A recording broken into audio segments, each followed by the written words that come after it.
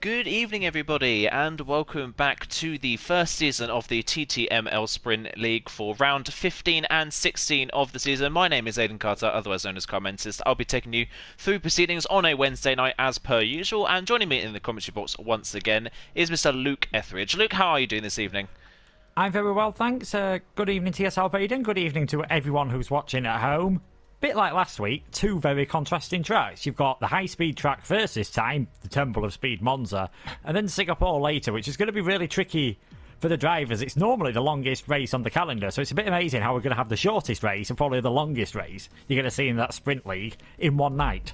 Yeah, definitely. It's going to be a little bit of a difficult one for these guys to adjust to. Obviously, these guys do league race a lot, so they should be able to adjust fairly quickly, but adjusting from a high-speed race such as Monza straight down to one of the slowest tracks on the calendar in terms of average speed at Singapore is really going to be a real test for these drivers. And we come into this round, obviously 15 and 16, round 15 of the season, so we are fairly late on in the season now, so you would expect everyone to be fully up to speed, and we're getting ready for the first one-shot qualifying session of the season. It will be going fairly shortly, but yeah, like you say, two completely contrasting tracks, and coming into this round, Scuba in the championship has an absolutely massive lead.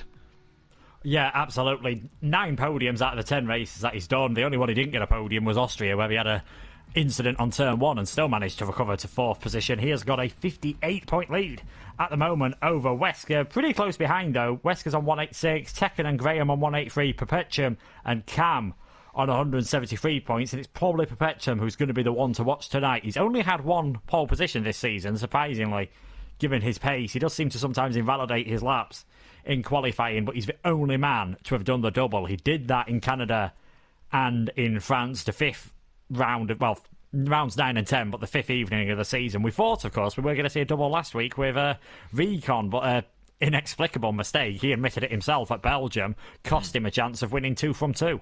Yeah, and like you say, Perpetuum, the only one to do the double, and he has been, when Perpetuum's been here, Perpetuum has been most often than not in a class of his own, and Perpetuum so far this season, when he's been here, has been the master of the alternate strategy, hasn't he? He usually qualifies on the harder set of tyres and ends up going for a little bit of a longer first stint. Sometimes it hasn't worked out for him, it hasn't maybe been the fastest strategy that we've seen, but other times he has been miles above the rest of the drivers because of that strategy. So do you imagine we'll probably see the same thing again tonight from Perpetuum?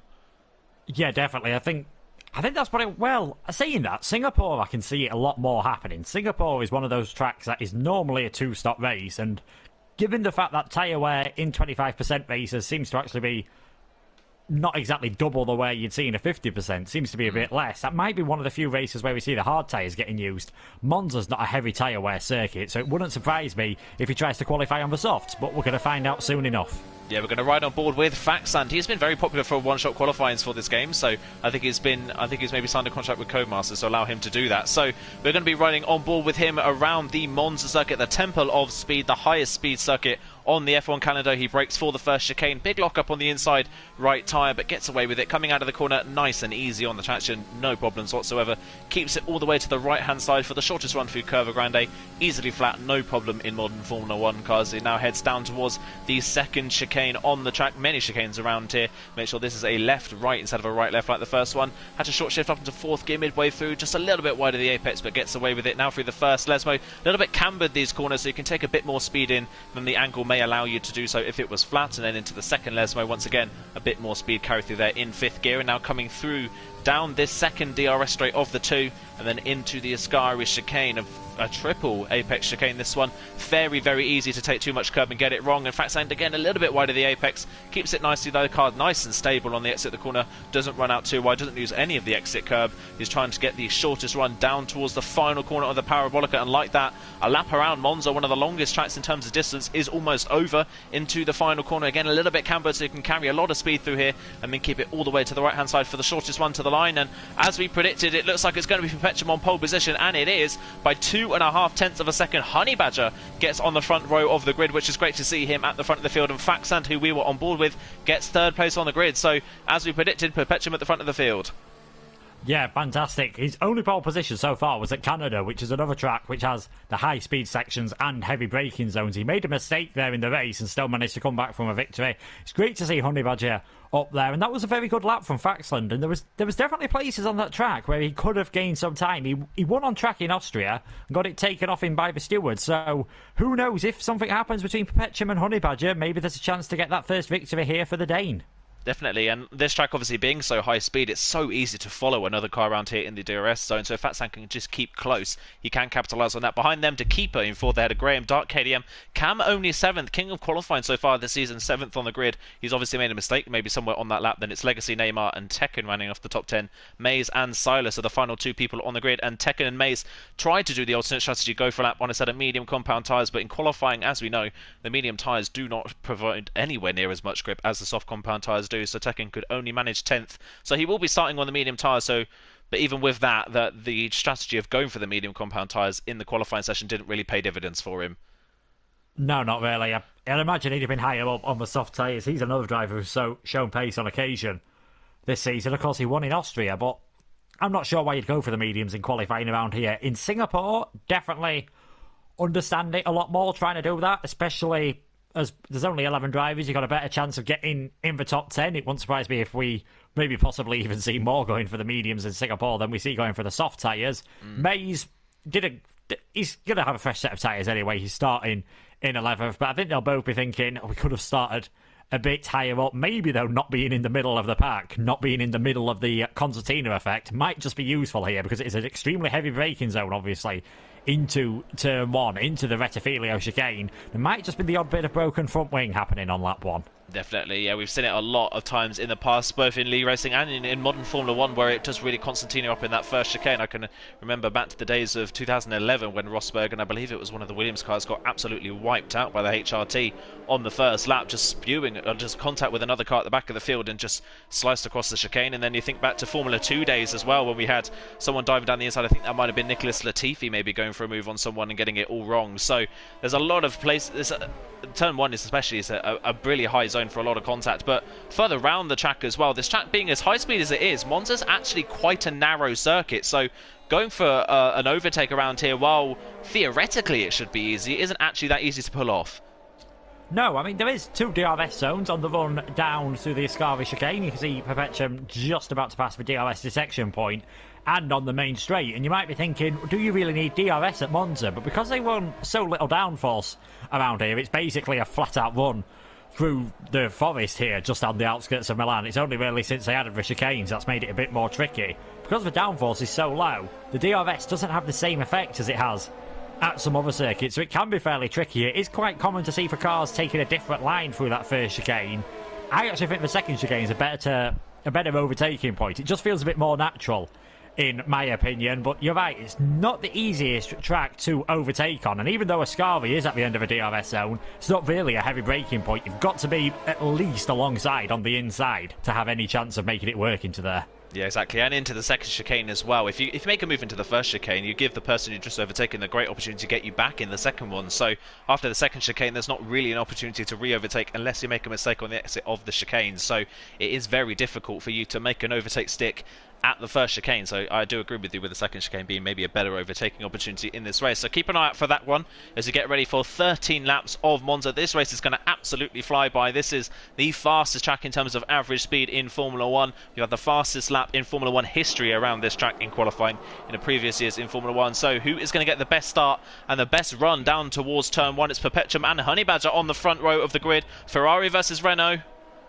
And the lights are out fairly quickly, and away they go. And it looks a fairly even start, but Perpetuum, second phase of Perpetuum's start was blinding, and he's cleared off into the distance. Easy run into turn 1 for Perpetuum. Absolutely no pressure from behind. Honey Badger is under pressure from Keeper, who's had a good start in the McLaren, trying to go around the outside of the second part of the chicane. Doesn't quite pull it off as Faxan drops the place. Start KDM in 5th place in the Racing Point. He's had a good start as well. And Legacy trying to get a move done on Graham down the inside of the Curva Grande, but just can't quite get alongside just in time for the next chicane. So Perpetuum leads The keeper's now back under pressure from Fat Sand, who's trying to go all the way around the outside of the chicane. Can he put it off? They make contact, and that's forced to keep her into the gravel, and Dark KDM's capitalise. He's down the inside, and he works his way up into fourth, and now Graham trying to get the move done as well through the first Lesmo, but just doesn't have enough grip on the inside line.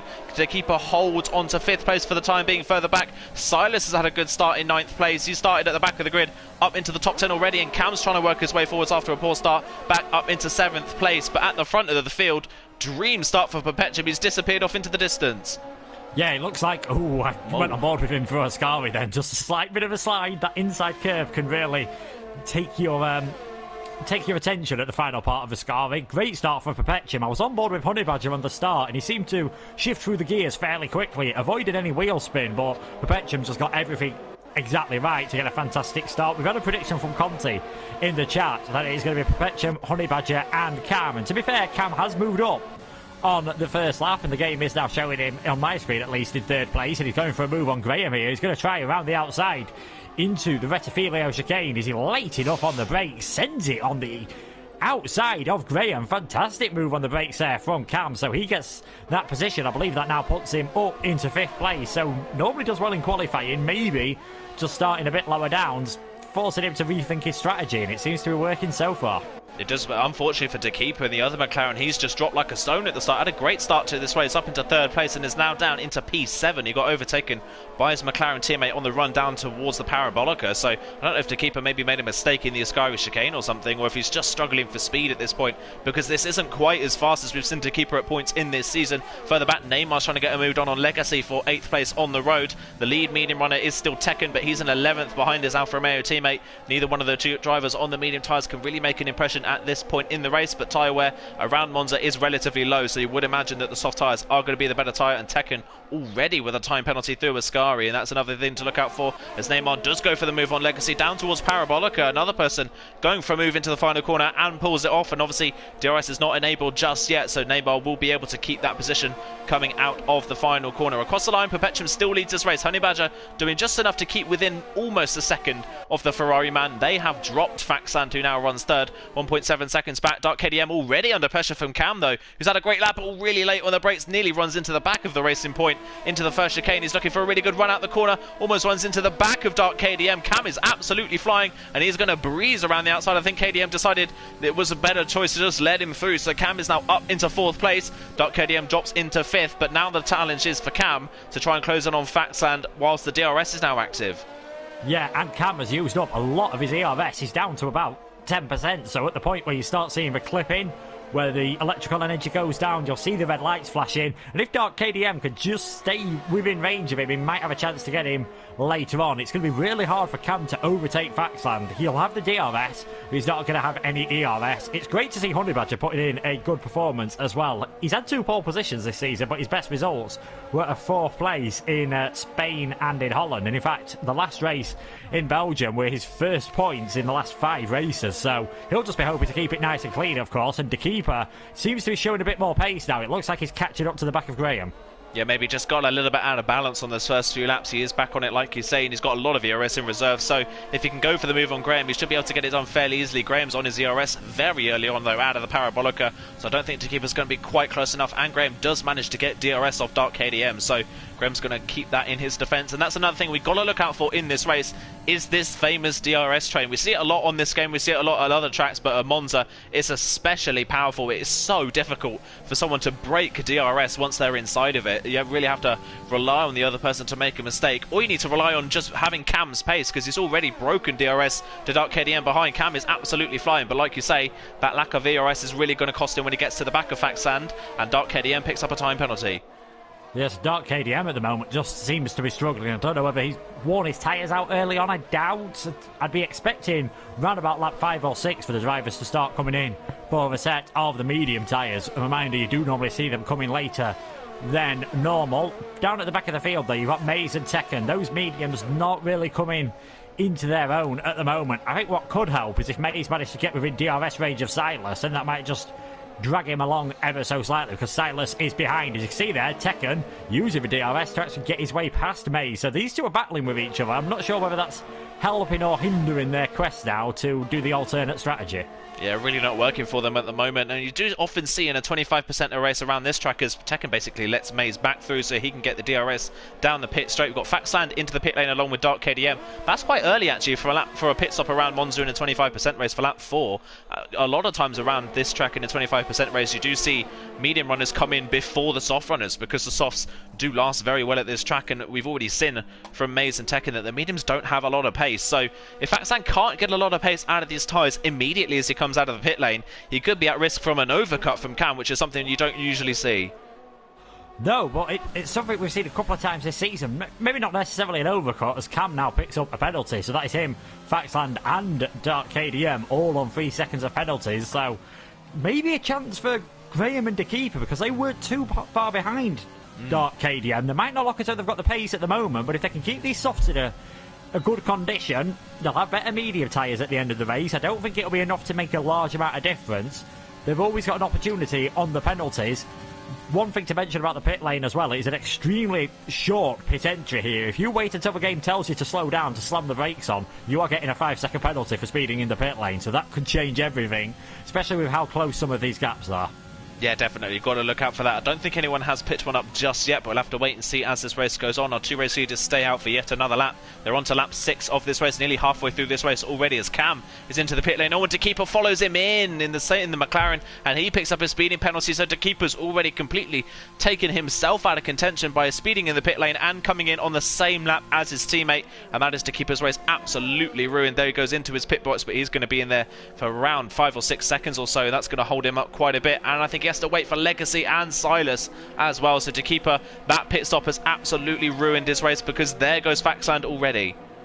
Yeah, interestingly, Tekken's done the same thing. He's followed Silas in. So Silas went as far on the soft tyres as Tekken did on the mediums. He's really not enjoying those tyres at this moment in time. It might put Neymar in a bit of trouble as well, because he's stayed out that extra lap, but so has Graham. So he'll have to probably go 7 laps on a set of soft tyres if he wants to avoid being held up. This is very interesting indeed. Cam, though, did jump Faxland in that pit stop, so he did say Aiden the overcut was possible. He's managed to do it as Perpetuum picks up his first time penalty. That is 3 seconds for him, and Honey Badger's not really being dropped at the moment. No, Honey Badger doing just enough at the moment to stay within range. He's not within DRS range, but these two fairly similar on pace. It's all going to be about when they put the mediums on, who has the better pace on those tyres. So we see either of our two race leaders into the pit lane. We see both of them in at the same time. Honey Badger, though, my word, he was late on the brakes into the pit lane. How on earth he got that stopped without getting a penalty, I do not know. That was incredibly late for Honey Badger, but he gets away with it, so he's getting maybe a little bit of time back on Perpetuum in the pit lane. Graham's into the pit lane as well, so the only person who stayed out on the track on a set of soft tyres is Neymar. He now leads this race in the AlphaTauri, trying to do the overcut, trying to go really, really long, and Maze is now into the pit lane as well for a set of soft compound tyres. We've got a yellow flag in sector 3. That is Silas that has spun coming out of the Ascari chicane, and there goes Tekken past him, and Silas has broken his front wings, so it looks like he's just spun on his own coming out of the Ascari chicane. Out of the pit lane though, Perpetuum and Honey Badger very easily in second and third place, as you would expect. Maze has come out in P9. He's actually not come out of the pit lane just yet. He's coming out now in P10 just behind Legacy, so you would say that P9 is definitely on the cards for Maze, but from then on it's going to be, well, he's going to have to hope for a bit of luck maybe to get any higher than that. He's probably going to have to depend on penalties, to be honest. He's around 8 seconds behind the keeper at the moment, which counts to about 3 seconds, as the keeper is all over the back of Dark KDM at the moment. But you can just see there a straight sum of how much pitting at the same time as your teammate has cost some of the drivers, because Tekken pitted at the same time as Silas. He was behind Silas on track, and even though he's had the soft tyres on for that lap, you'd expect him to be faster. He's actually lost 3 seconds to the Mercedes driver.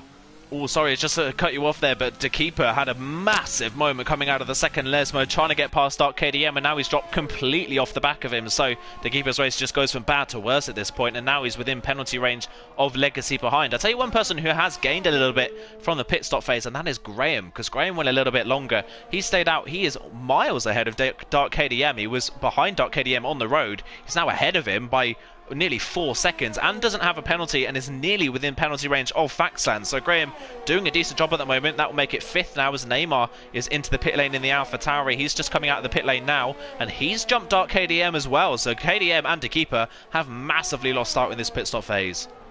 Yeah, that just shows how good the soft tyres are. Neymar did that extra lap. He's done 7 laps on a set of soft tyres, which he's qualified on. So that's put a flying lap on, and the game's not exactly tyre saving when it does the out lap and the in lap for you in a one-shot qualifying. He's managed to get away with that. He's in 6th place at the moment, and Graham, he's only actually a second off the podium at the moment when you consider Cam's penalty. Could be a very good performance from the AlphaTauri driver. It really could, yeah. And Graham right up there in the championship, Mr. Consistent as he has been in pretty much every league that we've commentated over him, Formula 2 or the Sprint League. He's always there or thereabouts inside the top 10, scoring points at every opportunity. I don't think I've ever seen Graham not score points. So this could really help him out in the championship with a lot of people around him either not here or not having the best of races. Neymar as well. This is definitely one of Neymar's better performances of the season so far in the second AlphaTauri. But as I say that, commentators curse, Neymar picks up a time penalty, but that's not going to cost him anything to the drivers behind. He's ahead of TTGaming to keep it on the road. They both have penalties and Legacy is not within range as it stands. Back at the front of the field, Perpetuum continues to lead the race. The gap is now 2 seconds over Honey Badger. So while Honey Badger is still within range, he is starting to lose touch ever so slightly with the Ferrari. Yeah, I think Perpetuum's realising I might just need to push at this moment in time to try and build that gap up above 3 seconds just to keep myself safe at this moment in time. I'm trying to see Honey Badger. I think he's got 2 invalidated lap times, but sometimes you get warnings for those, sometimes you don't. So I'm not quite 100% sure where he is, but I imagine he'll be having to be a bit careful. He knows he just needs to stay within 3 seconds at this moment in time, and he'll get not only his first podium of the season, he'll get his first win of the season. It just shows if Honey Badger can get his way past the first couple of laps, he's a very clean driver. It's just if he has a mistake in qualifying, I don't know if he tries to rush his way up through the field, and there we go, 3-second time penalty. So that puts Perpetuum maybe under a bit less pressure. Yeah, now he doesn't really have to push as much to try and build the gap. Perpetuum's obviously got to keep it at just the 1 penalty. Picks up a 2nd penalty and we're back in the same position. But yeah, Honey Badger maybe throwing away a little bit of an opportunity to close in on Perpetuum. But like you say, this is still by far Honey Badger's best performance of the season. It's been a Wednesday curse really for Honey Badger, hasn't it? In every league that he's done in TTML, he's just never had the luck on a Wednesday, whether it's been involved in other people's incidents or being hit by other people or making mistakes himself. It's never really gone his way. And I tell you what, Conti, his prediction at the moment is looking swish, isn't it? Perpetuum, Honey Badger and Cam, 1, 2, 3, and Faxan's not close enough, and Graham's not within penalty range of Cam just yet. No, Graham does look as though he's going to be in penalty range of Faxan, though. That gap's down to 2.5 seconds. As Silas picks up a time penalty, that won't affect him whatsoever. It's going to be interesting to see how Mays does, I think. I'm expecting him to get within DRS range of Legacy at the moment. It's just whether he can catch up to the keeper, because the keeper's doing a pretty good job of keeping the gap back to Mays at just over that 5 seconds. At the moment, it's currently 7 seconds, so he's doing a fairly good job on that set of medium tyres, and it all seems to have calmed down in the midfield, although Tekken has managed to catch back up to Mays ever so slightly, so this could be interesting between the two on the alternate strategy. Yeah, you've got to say that Tekken, obviously, he got held up in the pit lane. He just gained a massive amount of time on Mays in front of him on the same tyres as Dark KDM has dropped the car coming out of the second chicane and hit the wall. So the Racing Point man has thrown away what was a P7 on the road. He's out of the race completely. What a shame for Dark KDM. He'll be scoring no points in this race, and that promotes Mays up into 9th, Tekken up into 10th place. Cam gets his 2nd penalty of the race, and now that puts Graham back within penalty range of the McLaren driver. So Graham just needs to keep it on the road and within 6 seconds. Meanwhile, Tekken is looking to maybe go for a move on Mays into Ascari. He's got great straight line speed in the Alfa Romeo. He's going to look down the inside. Mays is going to try and hold it around the outside, but Tekken down the inside. Oh, there's more contact, and Mays wasn't really left a lot of room in the second part of Ascari. He tried to hang it around the outside. There just wasn't enough space. It's difficult to get 2 cars through that corner, and Mays has spun around. Tekken up into 9th, and Mays drops down into 10th. What did I say about you've really got to be alongside before the corner? I think Mays tried to give Tekken enough room on the inside. Tekken just hopped over the inside curve, and then obviously the line that then forces your car to take then forced him into the side of Mays. So I don't imagine Mays will be too happy about that, because he was probably going to get ahead of... Well, he gained a place anyway. He might have jumped the keeper later on in the race. We don't know if there'd have been any battling. There we go. That's the way it is. All of a sudden, though, Cam, now he really has to start pushing. He's got the gap to Graham up to 5.5 seconds at the moment, which means he's only got to find another half a second. He could still get himself a podium. That extra penalty just seems to spur him on to drive even faster. Yeah, I think he's realised he's got to do it now as Honey Badger picks up his 2nd time penalty in almost 3 laps. So Honey Badger, you can tell, is really pushing to try and get to the back of Perpetuum, but in doing so has picked up yet another penalty, so that takes even more pressure off of the Ferrari driver at the front of the field. Like you say, yeah, Cam is really pushing at this point in the race, trying to build up enough of a gap. But I tell you what could be Graham's saving grace in this race is if he catches the back of Faxland. He's now down to 1.7 seconds. He's nearly within DRS range, and he could get to the back of that Williams man, as I think DeKeeper has now spun coming out of Ascari. He has, so his race goes from bad to worse to utterly horrible. He drops down into 9th place. That puts Legacy up into 7th, and Tekken on the back of him. All of a sudden, Tekken, from being held up in the pit lane and battling with Maze for effectively last place at the start of the race, now could come home from this race with maybe a 7th place finish. Yeah, we'll have to see. He's going to go for that 7th place out on track at the moment with 2 laps to go. He's on the back of the Renault of Legacy at the moment. Legacy just sticks to the middle of the road and says, pick your side, Tekken. Tekken goes for the outside line, gets ahead on the brakes. He's got enough grip on his tyres, just maybe went a slight bit deep, and Legacy's going to try and out-drag him on the exit of the Retivilio chicane. They're going to be going side by side through Curva Grande, and then it's just a brake race into Rogia. Is it going to be Tekken? Is it going to be Legacy? Legacy, to be fair, he's giving Tekken a lot more room than I would have done in that same situation. Oh, not there, he didn't. All of a sudden he decided that he didn't fancy being overtaken by the Alfa Romeo. Yeah, that was very interesting. Legacy, I'd have expected him to squeeze more around the outside of Curva Grande, and then I don't know if he thought Tekken was backing out of the move all of a sudden, because he really didn't give a lot of room into that part of the chicane, and now DeKeeper is all over the back of Legacy. This is a properly tough battle between these guys. It really is. DeKeeper gets back into that 7th place and breezes past the Renault, so those two battling has given him back that 7th place for the time being on the road, which is where he spun from a lap ago. As Legacy now drops the car coming out the corner as well, so another person falling foul of the Ascari chicane. Legacy drops, and he's going to drop down into 10th place as Maze. Maze goes on the grass to avoid the Renault and gets away with it just about, but Legacy drops down into 10th place. He had a good battle, but it just didn't come off for him. I think he got caught out by the fact that Tekken was so far to the left-hand side of the road on the way into the chicane that maybe he just didn't see him. Tekken was so far to the inside of the corner that he wouldn't have really been able to make the overtake stick. So I think it was damned if he did and damned if he didn't in terms of Legacy. They got away with it for the time being. Back at the front of the field, we're on the last lap of the race. Perpetuum leads. Honey Badger's within DRS range, but at this point in the race it is just too little too late, unfortunately, for Honey Badger. And a little bit further back, it is right on the bubble for Cam and Graham. 0.2 of a second in it as it stands. Yeah, it's going to be really close. Graham has got to chuck this car around, depending on how many warnings he's got. Because you basically know in a race, if you've not got 2 warnings towards the next penalty, you've basically not been pushing for track limits to go off. As there we go, Cam's been pushing them too much, so he earns himself another penalty. So that is now a moot point. But Perpetuum, he's coming around the final corner and he's going to do it again. He has done it again. Another win this season for Perpetuum, and it didn't really look in doubt at any point in that race. He takes the race victory here at Monza for round 15 of the season. Honey Badger finally gets on the podium. Great to see him at the top on the rostrum finally this season. Cam crosses the line in 3rd, but he is going to get jumped by Faxland and Graham, who is going to jump the pair of them, and Graham gets on the podium in the AlphaTauri. What a drive again from Graham. No penalties, pays dividends for him in the end. Faxland gets 4th ahead of Cam, who drops to 5th. Neymar crosses the line in 6th place, a little bit distant behind those drivers in front of him, but well ahead of the battle behind. DeKeeper crosses the line in 7th place. He is comfortably clear of Tekken, who is going to cross the line in 8th place, and I think will hold that 8th place. Yes, he does. Maze is going to jump him, though. Maze goes into 8th place. Tekken drops to 9th. Legacy crosses the line in 10th, and we just wait for Silas to cross the line, and he stays in 11th place. But like you say, once again, it's Perpetuum that wins the race, and it looks almost like a little bit of a cruise for him.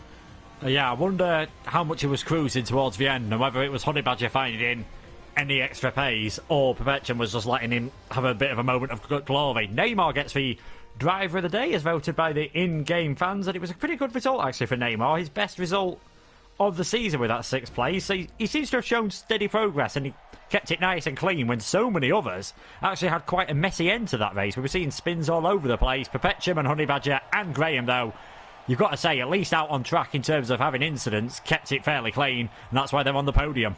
Yeah, they definitely did. Graham with no penalties whatsoever. One of the only drivers, along with, I think, Maze, was maybe the only other driver to not get a penalty in that race. And even with the penalties for our 2 race leaders, they were just comfortably faster than the rest of the field, so they didn't necessarily have to worry about it too much. But here is the final race result then for the first race of the evening. It is Perpetuum that wins the race yet again, and the fastest lap as well for Perpetuum, and pole position, so I think he's done the Grand Slam of things here in Monza. It's Honey Badger in 2nd place as well for him, so great to see him on the podium. Graham gets 3rd place as well, great to see him on the podium once again. Faxand in 4th place ahead of Cam in 5th, who dropped because of penalties. Neymar in sixth, they had a De Keeper who had a really, really poor race towards the end, had a great start, and it just fell away from him since then. Maze in 8th place, they had a Tekken, Legacy, Silas, and Dark KDM, the only retiree from that race, having spun at the exit of the second chicane and into the wall before the first Lesmo. So a fairly adventurous race for a lot of drivers, a lot of chaos in that one. It was a bit of an up and down race for a lot of drivers, but in the end, the top two were kind of country miles ahead of the rest of the field. Yeah, definitely, and I think they'll be kind of glad they were. They might be glad that some of the others, quicker guys, weren't here, so they weren't able to put them under pressure, and some of the others, like Cam, started low down the field and then started picking up quite a lot of penalties, because you never know, maybe if things had been a bit different, the drivers would have been able to put them under a bit more pressure. Drivers are getting very quickly ready then for Singapore. This is going to be a much longer race, and this is going to be a much different race. You're not going to see anyone take the softs longer than the mediums around here. You could even see drivers pit for the soft tyres, pit off the soft tyres, I should say, maybe at the end of laps 2 or 3. Yeah, you definitely could. And even if you pick up damage, say, on lap 1 and you start on the softs, it's not really that much of a hindrance because the soft tyres do go off so quickly around this circuit. And fresh tyres around this circuit as well. The complete opposite to Monza, really. People stayed out on the soft compound tyres and it worked beautifully for them. Staying out here a lap longer could cost you something like 2 or 3 seconds because it is so powerful, the undercut of this circuit. So you would imagine we're going to see a lot of people starting on the softs, starting on the mediums, maybe trying to go a bit further, but those starting on the softs are going to be coming in as early as they possibly can. Yeah, even though it's a shorter track in terms of distance than the Monza circuit we've just been at. It is so much longer in terms of time. Lap times 15-20 seconds slower even than Monza, just because of how twisty it is, that first sector and the finals. In fact, pretty much the entire track is just a sign of standard street circuits. 90-degree right-handers, 90-degree left-handers, walls close wherever you are. It's going to be really tricky around here.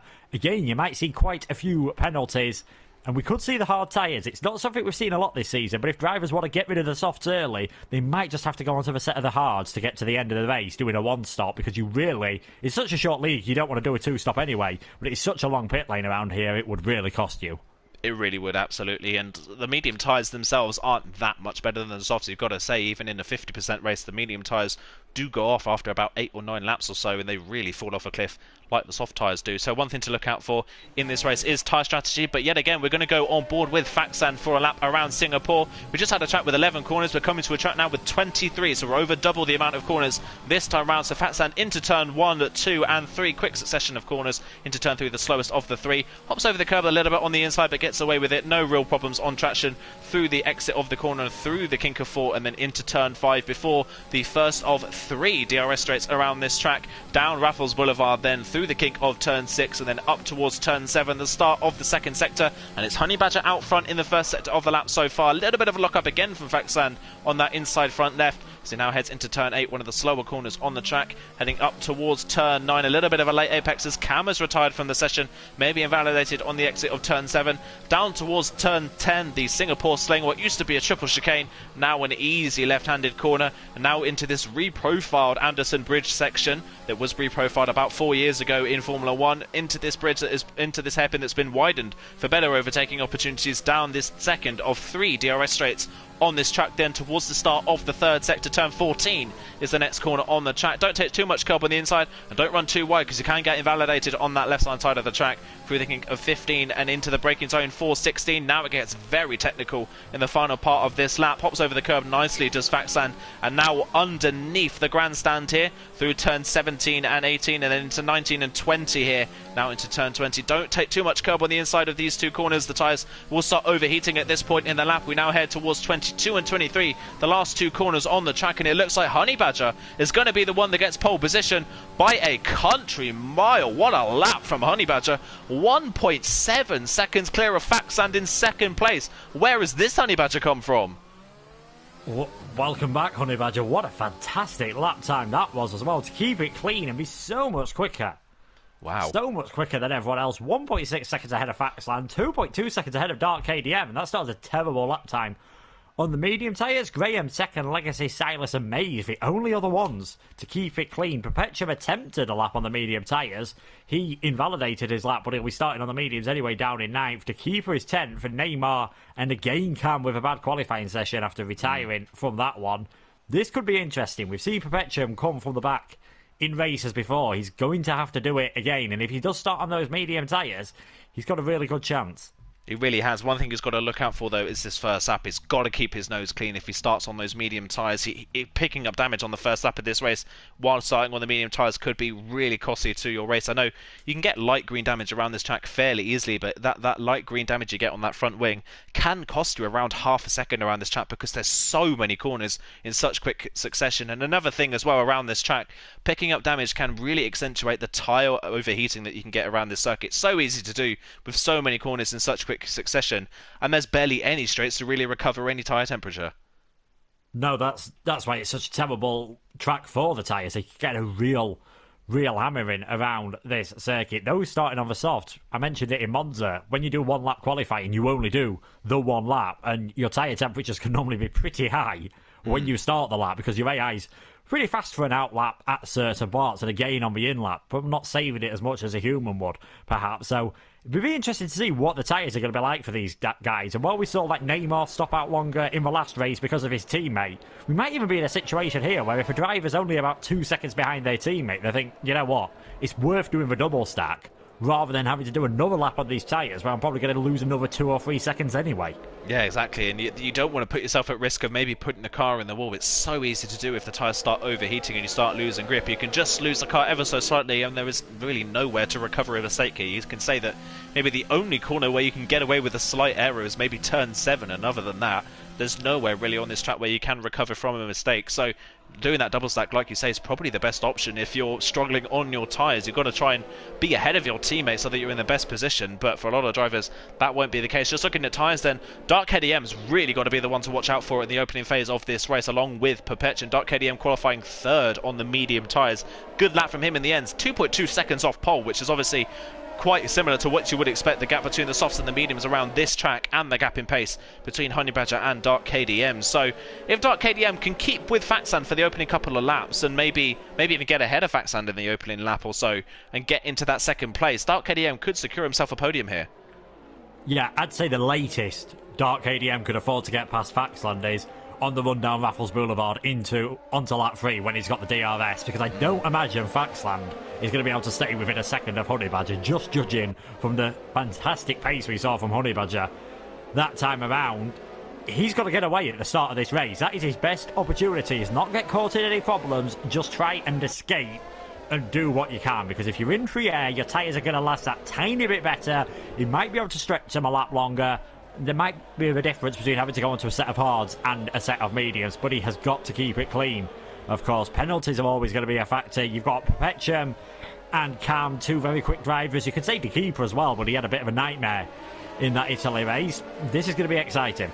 It definitely is. A lot of strategies to look out for in this race. A lot of people out of position. It's going to be an interesting one. We just wait for Cam then to get ready for the start of this race. You saw the AWS predicted strategy there for those starting on the mediums coming in maybe around lap 9 or 10. Maybe around lap 10 is better for the soft compound tyres. But as Cam spins there coming out of turn 21, he's really trying to heat up those medium tyres. But Luke, I'm going to hand over to you for the start of the second race of the evening. Yeah, we're just waiting for Cam now. He's trying to get as much heat into those tyres as possible. Whether he'll regret that in a few quarters' time, we'll have to wait and see. But he's down in 12th place, looking at his teammates' rear wing. Not great from the McLaren drivers, who are, at the moment, currently leading the Drivers' Championship. And with Red Bull not being here tonight, it is a chance for them to extend their lead, as we are now waiting for the lights to come on here at Singapore. We've got 5 lights. And we're underway. What are the starts like? It seems like a pretty good start at the moment from Honey Badger. Faxland just getting a bit of wheel spin there, but he'll be able to cover off Dark KDM into turn 1. So it's still Honey Badger, then Faxland, Dark KDM, Graham, Legacy. There's a spinner in the background. Both of the McLarens and Perpetuum are around. That is big news for Perpetuum. He's reset to track. He hasn't got any damage on his front wing somehow, despite looking like he was stuck in the barrier. But that's the nightmare for those 3 on the medium tyres. Honey Badger has done what I said he needed to do. He is trying to escape. Oh, more contact. In these... Sorry to jump in there. Perpetuum was just trying to go for a dive move on Cam into turn 5 and had more contact with the McLaren. So that's the second time in 4 corners that the 2 McLarens have come together.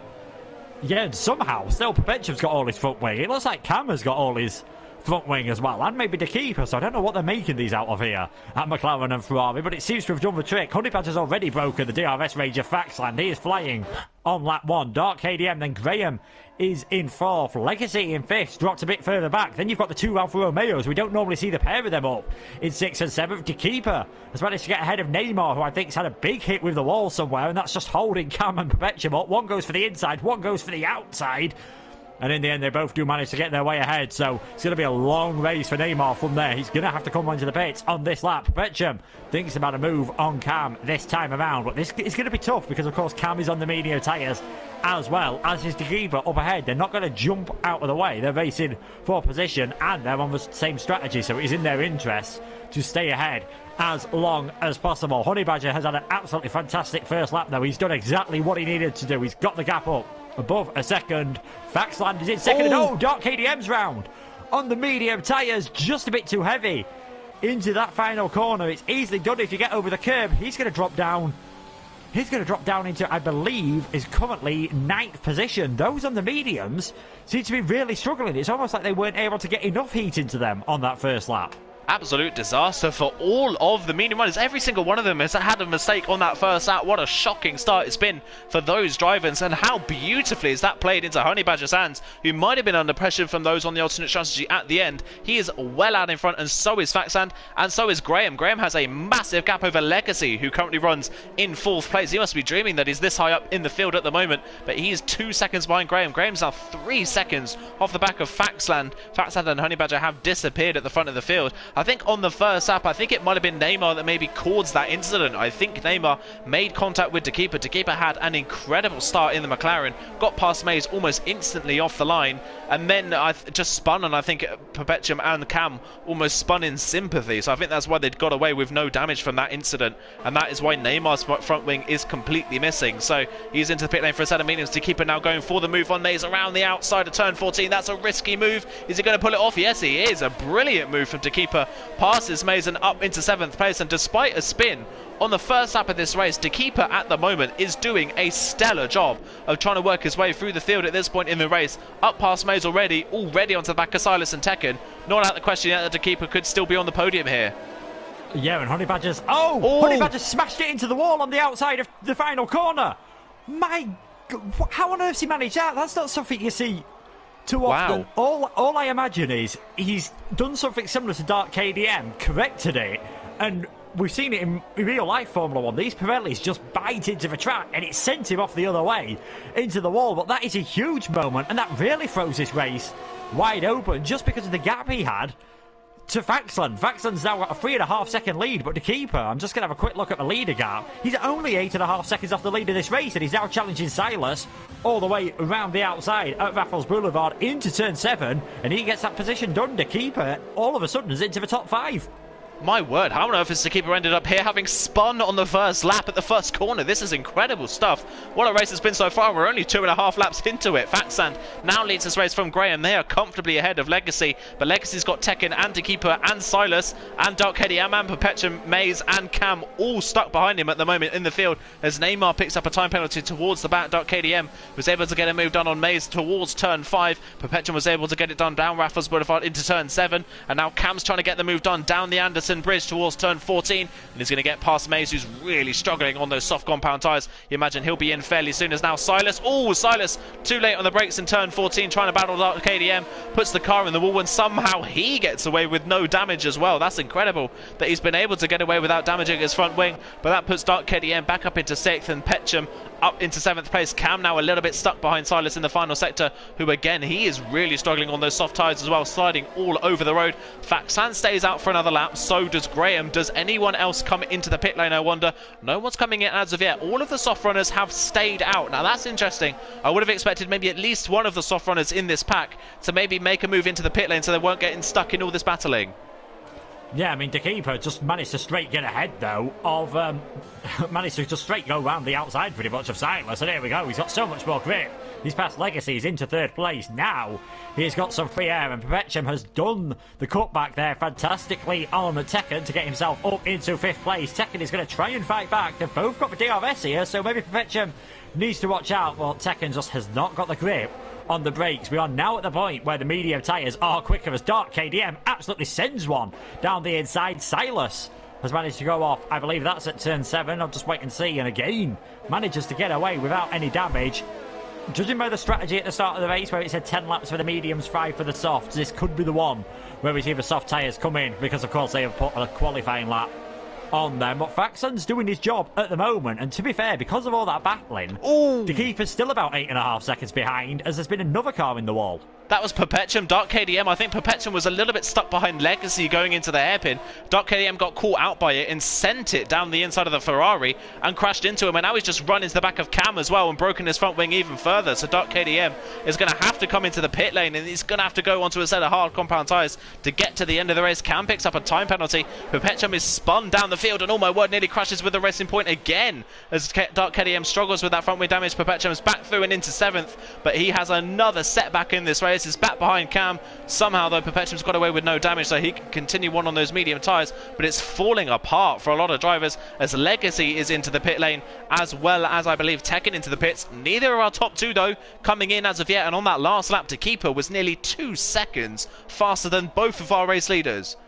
Yeah, just because he's got himself on free air, and now look at the gap he's got back to Cam as well. 5 seconds all of a sudden. And Perpetuum in 5th place might be just happy if he manages to get himself onto the podium here. Obviously, that'll still be a big gain. He's a net 2nd position in the championship as things stand, jumping his way up that order thanks to the victory in the last race. But this is going to be very interesting indeed. In fact, I tried to do a bit of quick maths earlier. I think he might actually be tied on points with Graham as it stands, but Perpetuum has won one more race. So if Graham keeps it up, you never know, he might actually be able to jump Perpetuum into what would be 2nd place in the championship at this moment in time. Just proving that turning up pretty much every week, keeping it consistent and scoring the points is the thing to do. His teammate Neymar gets himself a pit lane speeding penalty. He'll be hoping that he does not have to come into the pits again, although he's putting on a set of soft tyres, so he almost certainly will have to.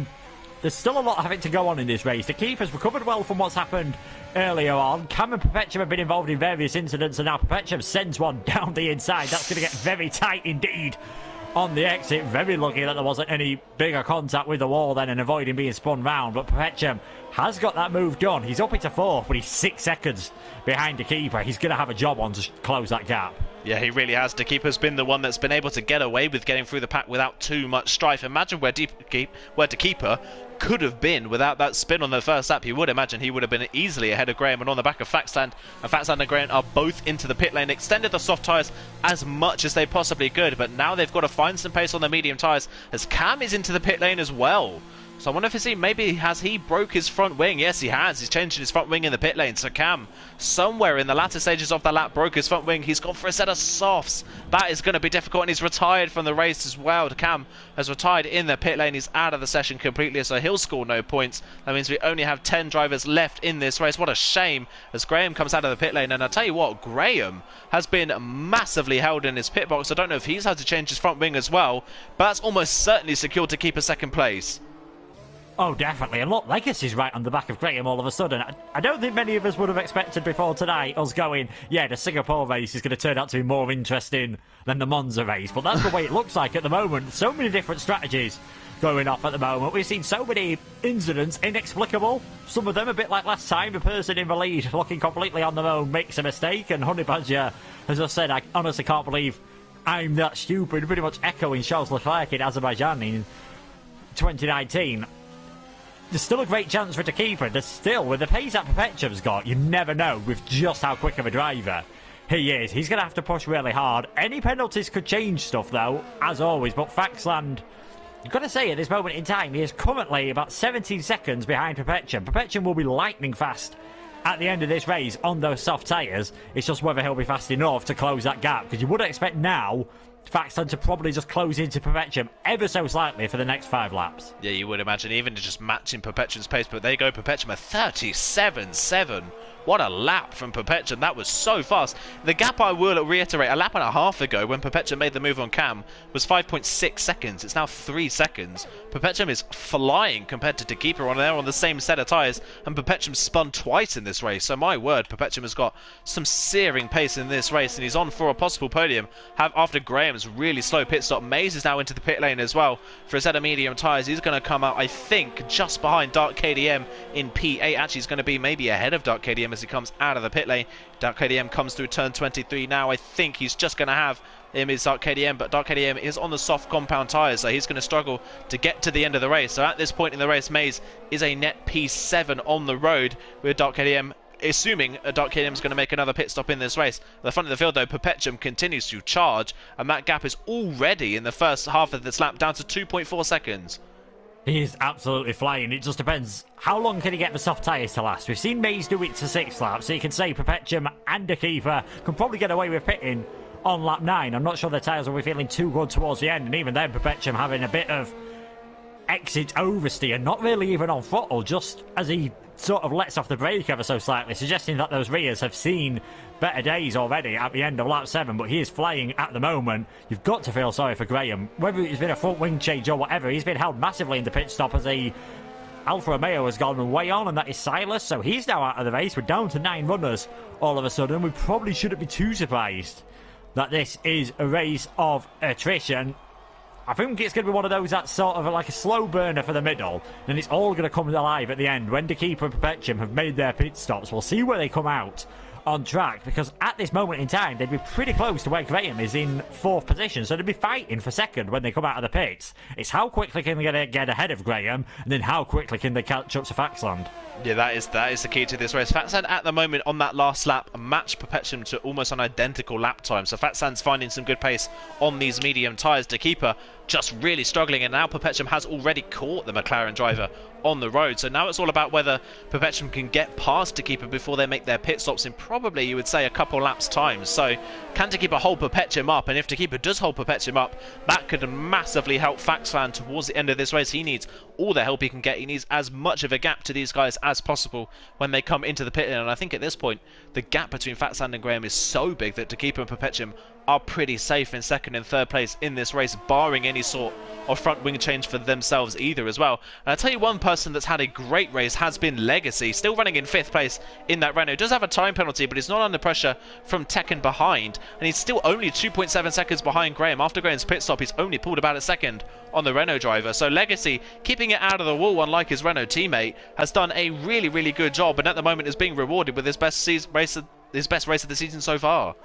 Yeah, you've got to imagine, as long as he doesn't make any mistakes, he's looking pretty good for that 5th position at the moment. Out in front, though, as they're coming around the final corner, Neymar's just got himself a penalty. 7 laps to go, sorry. The keeper, half a second ahead of Perpetuum. Has Perpetuum got enough ERS to get the move done onto the straight? It looks like you can see how close he is to the back of the keeper at the moment. He's just got so much more pace than the McLaren all of a sudden. You can see how much more confident he is with the curbs as well then. This is going to be very interesting on the exit.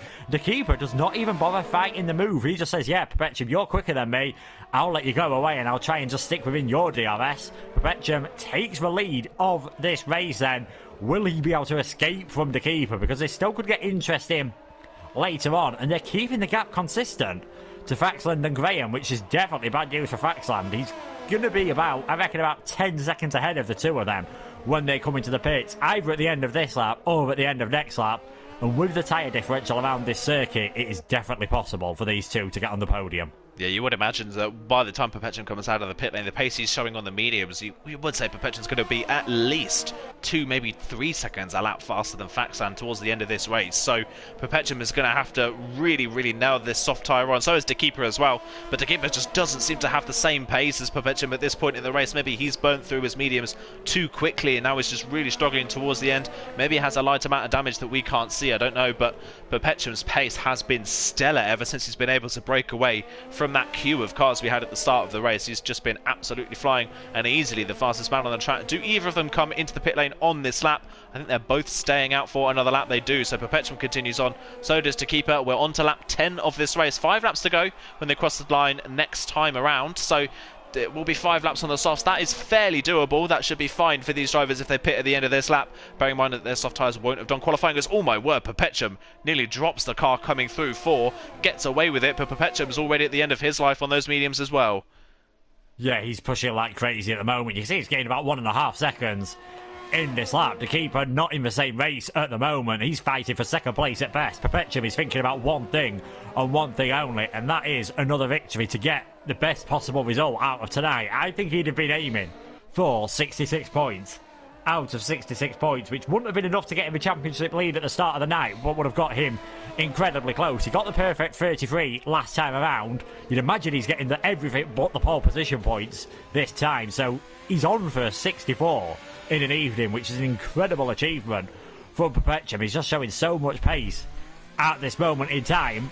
It just depends if he can get the softs to last. I don't think it's going to be a problem for him whatsoever. I think what is going to be the more interesting battle is maybe the keeper and Faxland for that second place. Definitely looks like it, but on this last lap alone, Faxland has found at least 0.8 of a second in the first couple of sectors. So Faxland really starting to stretch his legs on his medium tyres. Graham just doesn't seem to have the same pace in the second part of this race. Yes, he's had a front wing change by the looks of things, but even so, he's dropped even further back behind Faxland and is just kind of running on his own. Settled in fourth place is Graham in this one. I think he's maybe resorted himself to the fact that without the three drivers in front of him making mistakes, he's just going to finish this race in fourth. Perpetuum stays out for another lap. Now that's a little bit interesting. Perpetuum continues on the medium tyres. He's not giving himself as much opportunity on the softs to pull this off. So he doesn't think that 5 laps on the softs is good. He thinks that maybe going for another lap on the mediums is a better opportunity so that he can really push on the softs at the end. Yeah, but all this does surely is give the keeper a fantastic chance to get back ahead of him. Yeah, absolutely. If the keeper can nail this outlap, then yeah, surely he can get, well, within striking distance. Perpetuum's going to have to push like mad. Look how far behind the keeper was compared to Faxland.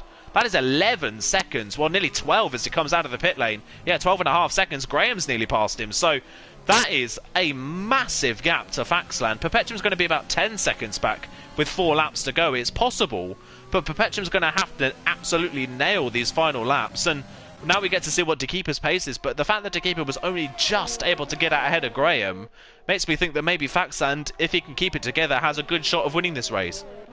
Yeah, the length of the pit lane is so long around here, but Perpetuum seems to have done a good job on those medium tyres, as long as he doesn't make any mistakes at this point and keep it away from the barriers. He's only going to have to do 4 laps, and he is going to be lightning fast, but like you said, he's going to drop, I'd imagine, around about where the keeper is at the moment, because he's going to be flying around on these softs at this moment in time. He's going to be absolutely loving it. I'll check what the sector 2s are for the keeper and Perpetuum, as the keeper's just coming towards the end of that second sector now. So Perpetuum on that lap was a 38 dead in the middle sector. The keeper was a 36.9. He's gained 1.1 seconds in that middle sector alone. You'd imagine he's going to gain similar in this final sector. Perpetuum does come into the pits, nice and clean, soft tyres on. This is going to be the one to watch. Can De Keeper get back out ahead of Perpetuum and maybe give us a bit of a battle between these two towards the end? That really could be interesting and crucial for Perpetuum's race. If he comes out behind De Keeper, then that could really cost him his chance of getting to Faxland. De Keeper then round turn 23, whereas Perpetuum is at the end of the pit lane. He comes out, remember, they do cut off turn 1 a little bit. I think Perpetuum is just going to be safe. How fast is De Keeper through the first 2 corners? He comes up to the back of Perpetuum, but Perpetuum is just able to get out in front. 1 second is the gap. Perpetuum did just enough on his in-lap to hold on, and it's 9.2 seconds in 4 laps. I reckon that is pretty doable for Perpetuum. It's when he gets to the back of Faxland, can he get the move done almost immediately? He has to do it. He can't waste time, because there won't be a lot of time left in the race to pull it off, and there's not a lot of overtaking opportunities. So now we've just got to keep an eye on the gap, really, between Faxland and Perpetuum. Yeah, and Faxland, I just saw him briefly there go into overtake. I'm not sure that's the best thing to do. Save a bit of ERS and hope that Perpetuum uses all of his up. Then you've got something to defend with. He can't use those tyre grip if he's stuck behind you in the final sector, struggling to pass. So I think that might be Faxland's best hope, is just save some electrical energy and hope that he can defend. But Perpetuum, already, we saw how quickly the keeper was chopping through that gap. I imagine Perpetuum is going to do the same. I think it's going to be a very tough job, unfortunately, for Faxland, but he's still got a chance of getting second place at this moment in time. Graham's had a bit of a quieter run on those medium tyres, if we're being honest. He's not really been able to put Faxland under any more pressure. He was about 10 seconds behind after the pit stops. The gap has now gone up all of a sudden to about 15 seconds, so Graham just seems to have settled into a bit of a slower rhythm, knowing that he's not really had a lot to fight for at this later stage. What could be something to watch as Perpetuum gets a penalty. Well, that does spice things up all of a sudden. Yeah, that definitely does now. Perpetuum's really going to have to push for it and try and get ahead of Faxland. and pull a 3-second gap. So we've got to look out for that as Takipa does a 36.7, and he got pulled, and Perpetuum pulled 1.5 seconds on Takipa in the second 2 sectors, and that was still Takipa the fastest lap of the race. So Perpetuum on the next lap could be doing a lap time that was good enough maybe for second on the grid in the qualifying. So Perpetuum is going to be absolutely flying on this lap. He started the, let's see what the time is at the end of the first sector. It's going to be 5.8 seconds when he crosses the sector split. So keep an eye on the gap by the time we get to the second sector split, what it is. 5.8 seconds is the gap, so I imagine you would see it down to the low 4s by the time we get to the end of the second sector, and then the final sector is really where the soft tyres come alive. I'll tell you one person who's done a good job on the soft tyres, and that's Dark KDM. Running down in 7th place, 3 laps to go in this race. He's managing to hold on for the time being. His soft tyres have now done 7 laps in this race, having pitted fairly early on for a front wing change. He's suffering obviously a lot of reduced grip. He's not closing in on Tekken, and Mace is starting to close in on him behind, but the fact that he's been able to get those soft tyres 7 laps in this race so far has been no mean feat. No, he's done a fantastic job, and he is short shifting through some of the corners. It's whether they can physically hold on towards the end of the race is what I'd be worried about. If I was Dark KDM, it wouldn't surprise me if the tyre wear in the 25% race on those soft tyres is heading towards 10% a lap. I imagine it's pretty damn hard on those soft tyres, so he could be getting close towards a puncture at the end. So maybe there's a chance for Maze, and Tekken seems to have shown a bit more pace. He's almost within 3 seconds of Legacy, so it could be another chance maybe getting into the top 5. As look at that lap from Perpetua, a 35.4. He's going to be right on the back of Faxland on the next lap. It could all depend on, can Faxland hold him off into turn 7. I think if Perpetuum's ahead by turn 7, it might be game over. If he's not, Faxland's got a fantastic chance of still getting this victory. It really does, yeah. At the moment, I think on that last lap, Perpetuum was around 3.3 seconds faster than Faxland. He was 1.5 seconds faster than the Williams man in the middle sector alone. So Perpetuum is absolutely flying. And at the end of the first sector, the gap is already down to 2.4. It's coming down tenths by every corner. Look at that, 2.1. By the next corner, it's going to be down under 2 seconds. As he comes out of the corner,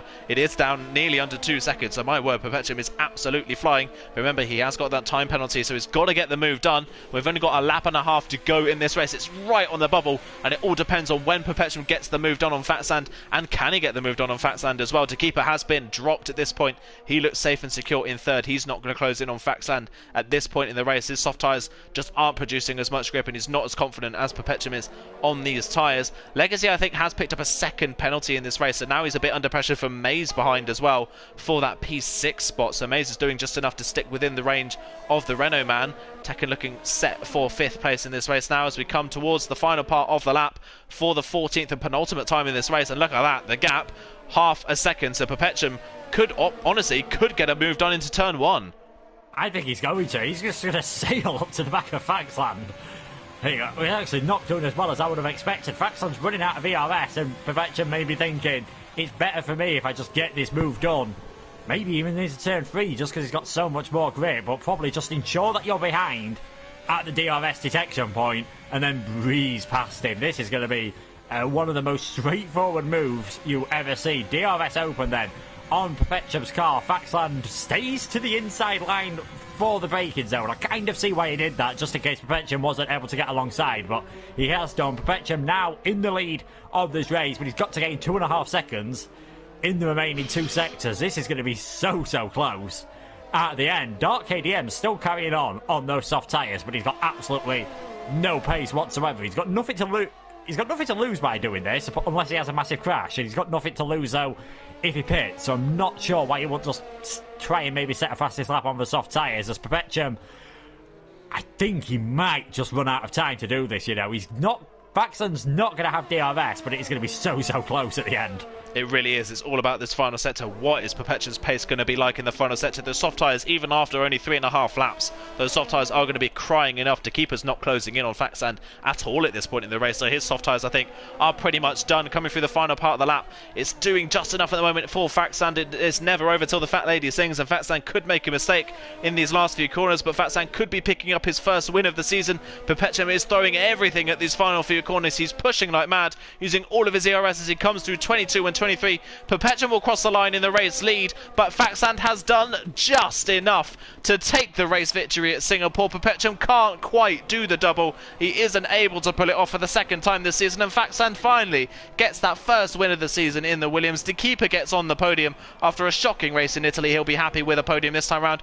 Graham, a very lonely race in fourth place, picks up a penalty on the final corner of the race, but that's not going to cost him anything. He is 17 seconds clear of Legacy, who runs in fifth place. Great race from Legacy, but unfortunately for him, the penalties are going to cost him at the end of this one. He'll cross the line in fifth place, but Tekken will take fifth place on penalties behind him. Legacy fifth, then Tekken will jump up into that fifth place, and Maze, I think, will jump up into sixth as well. He will, as Legacy crosses the line. He's down into seventh place. Dark KDM is continuing on. I don't know if he has a puncture. He does. He has a front right puncture on the final lap of the race, but Dark KDM was nearly a lap ahead of Neymar, so it didn't matter. He crosses the line in eighth place and gets to the end on three wheels. What a crazy race. A race of attrition, a race of many strategies, and Faxland just held on. Yeah, Perpetuum getting driver of the day. He's probably my driver of the day for the entire evening, but that penalty costed him. I'm not sure I'd want to do 10 laps on a set of soft tyres in a normal 50% race around here. I mean, Dark KDM's managed to do it. But we're only getting a puncture. I was on board with him. He only got that puncture 2 or 3 corners away from the finish line. A fantastic job from him. But Faxland did everything he needed to take the victory. He'll be very happy with that. And imagine if Honey Badger hadn't have made that mistake while at the front of this race, because he was already about 3 seconds ahead of Faxland at this moment in time. We wouldn't have been wondering whether Perpetuum could close the gap. There'd have been nothing to talk about, but he had his own incidents as well, of course. And I think without those, we would have seen a medium runner off the start line take the victory. But it was Faxland who gets to win, Perpetuum in second, and a first podium of the day for De Keeper. Yeah, great stuff then. So here's the final result for round 16 of the season and the final race this evening. It's Faxland that picks up the race victory. Perpetuum gets second place and the fastest lap, but isn't quite able to get that win. Bear in mind, Perpetuum spun twice in that race, so the fact that he was able to win on the road is still an incredible feat. To keep it in third place. Graham a distant fourth, but completely on his own at the end of that one. He'll still be happy with tonight's results, so a podium and a fourth place finish, a good amount of points for the AlphaTauri driver. Tekken in fifth place ahead of Maze in sixth. Legacy, his best result of the season so far, in seventh ahead of Dark KDM. Neymar, who was finished a lap down, he really struggled in that race. A lot of front wing changes for him. 3 pit stops in the end. Silas, Cam and Honey Badger, neither 3 of those were able to get to the end of the race. Honey Badger leading, crashing into the wall at the final corner, and Cam retiring in the pit lane after picking up damage. It was a crazy race, and Perpetuum definitely takes my driver of the day, but I'm really happy that Faxland was able to get that race victory. Yeah, great news for Faxland. And we've got some breaking league racing news that's going to affect a driver in this race. Cam, at the end of March, says he's going to be stepping out of league racing. Oh. Wow, that is such a shame to hear about Cam, that he'll be stepping out of league racing at the end of March. Well, unfortunately, that is such a shame. Cam is such a talented driver. He's got a lot of pace. He has been unlucky at points, and he has made a few mistakes, but he's got a lot of talent, so it's a real shame to see him step down. Yeah, it is. Just leading, Dark KDM had 90% tyre wear as he was coming around that final lap. So not too surprising that he get a puncture, seeing as it can happen at any point above 70. It's probably surprising that it didn't happen earlier on, and you'll be very glad it's a front puncture, because you can kind of drive around one of those. If it's a rear puncture, it's normally Goodnight Vienna into the tyre barrier. This is going to be a really interesting end to the season. I so hope we now get Scuba and Perpetuum in every race this season, because I'm just looking. They've only actually they've rarely raced against each other this season, and to be honest, there's been times where Scuba seems to have had the pace, so it'd be really good to see how they battle out on track, especially with how close it is now going to be between those two in the championship. Quick maths in my head suggest the gap is now all of a sudden about 11 points between those two, with 6 rounds still remaining. Yeah, still all to play for, and obviously with the different points format that we run around here, you get more points for a race victories, so that gap is even smaller than it looks with 11 points. So yeah, that is really close, and like you say, the fact that we've got 2 people battling for the championship who've barely raced each other this season is crazy to think of. That is unbelievably bizarre. But that is where we're going to round off the stream today, guys. Thank you so much to everyone for tuning into League Racing TV for another night of Sprint League racing action. It was really good fun to watch. I hope everyone had a great Christmas, and I hope everyone has a great new year as well. There's no League Racing content for the rest of the week. We do have a week off, but we are back to normal next week, so everything is back next week. Division 1 and 2 is back next week. On Tuesday, I believe, we run on those, and then we've got back to Sprint League again next Wednesday, and then it's Division 1 on Tuesday, sorry, and then Division 2 and 3 is on Thursday. Division 4 and 5 is on Friday, and CRC is also back next week as well on Saturday and Sunday. So this is the final week off, guys. Everyone's got to get back ready for league racing once again next week. Everything's going to restart for the new year. But from myself and Luke, it is thank you very much for watching. Happy New Year for those people who are watching the stream, and we will see you this time next week. Goodbye.